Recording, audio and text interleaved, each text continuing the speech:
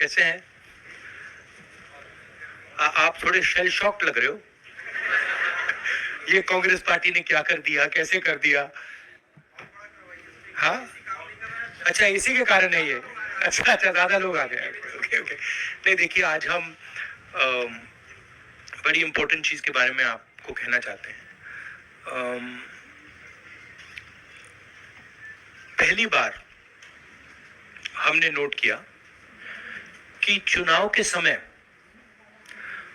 प्रधानमंत्री ने, home minister ने और फाइनेंस मिनिस्टर ने स्टॉक मार्केट पर टिप्पणी दी।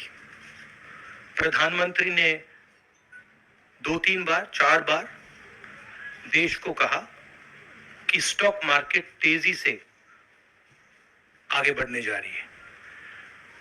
होम मिनिस्टर ने सीधा कहा कि 4 जून को स्टॉक मार्केट आसमान में जाएगी, लोगों को खरीदना चाहिए। और यही मैसेज फाइनेंस मिनिस्टर ने दिया। फर्स्ट, ये आज थोड़ा हम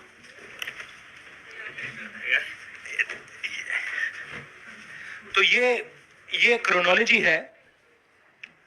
अमित शाह कहते हैं बाय शेयर्स बिफोर 4 जून।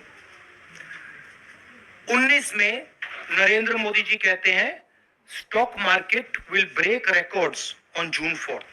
फिर 28 मई को रिपीट करते हैं। 1 जून मीडिया झूठे एग्जिट पोल रिलीज करती है।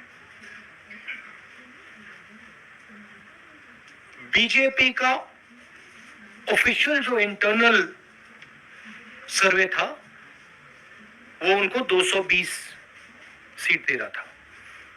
तो ये इंफॉर्मेशन बीजेपी के लीडर्स के पास था। इंटेलिजेंस एजेंसीज ने 200 और 220 के बीच में सरकार को बताया था कि उनकी सीट्स आ रही हैं। 3 जून को स्टॉक मार्केट सारे रिकॉर्ड तोड़ देता है और 4 जून को खटाक से स्टॉक मार्केट अंडरग्राउंड चला जाता है। अगला स्लाइड दिखाइए जरा। ये देखिए, 31 मई massive stock activity, more than double what was there on 30th, more than double what was there on 29, 28. ये अनोमली देखिए। ये कौन लोग हैं? ये वो लोग हैं जो जानते हैं कि कोई ना कोई घपला हो रहा है। हजारों करोड़ रुपए यहां पे इन्वेस्ट हुए हैं। फॉरेन इन्वेस्टर्स ने इन्वेस्ट किए हैं और उसके बाद 30 लाख करोड़ रुपए का लॉस होता है। किसका लॉस होता है?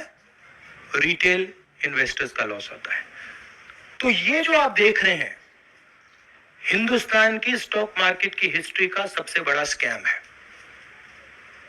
और इसके बारे में हम कुछ सवाल पूछना चाहते हैं। पहला सवाल, why did PM&HM give specific investment advice to the 5 crore families investing in the stock market? Is it their job to give investment advice? Second, why both interviews were given to the same media house owned by the same business group, which is also under SEBI investigation for manipulating stock market? Third, what is the connection between the BJP, the fake exit pollsters, and the dubious foreign investors who invested 1 day before the exit polls were announced and made a huge profit at the cost of 5 crore families? We demand a JPC into this. We are absolutely convinced that this is a scam. Somebody has made thousands of crores of rupees at the cost of Indian retail investors, And the Prime Minister and the Home Minister have given an indication to buy. And this is a criminal act. So we demand today a joint parliamentary committee to investigate this. मैं हिंदी में बोल देता हूँ.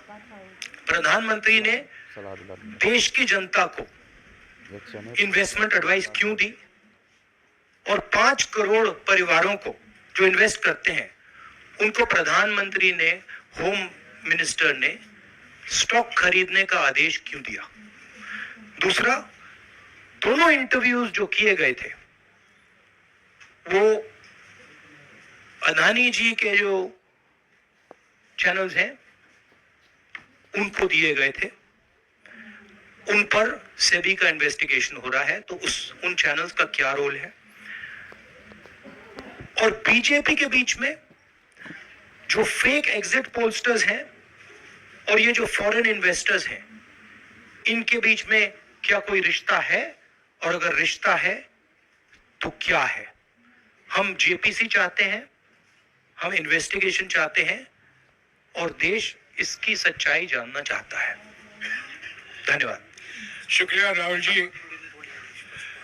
साथियों, अभी राहुल जी ने आपको स्पष्ट तरीके से क्रोनोलॉजी समझ लिया है. बार बार गृह मंत्री कहते थे अब क्रोनोलॉजी समझिए. आज राहुल जी ने देश को क्रोनोलॉजी समझाया है. इसके ऊपर अगर आपके सवाल हैं तो एक एक करके आप पूछिएगा. एक एक करके. I haven't said the chronology in English, so I'll say the chronology in English. 13th May 2024, the Home Minister says, buy shares before 4th of June. This is a clear indication to retail investors and others to buy stock. 19th May, for the first time, and then repeatedly until the 28th May, the Prime Minister says that the stock market is going to break records on 4th June. Finally, on 1st June, completely fictitious exit polls are released. These investors are given a completely wrong impression. And on the 3rd of June, as we all know, the stock market breaks all records and then crashes on the 4th of June. Whoever has made money as the stock market rose and also as the stock market crashed. And we are interested in having a joint parliamentary committee, a JPC, to investigate the role of the Prime Minister, the role of the Home Minister, role of BJP members, and also those people who have done these fake exit polls. And finally, we want to understand who are the people, these foreign investors, who did these trades. So we want an investigation for that. शुक्रिया राहुल जी. हाँ संजय.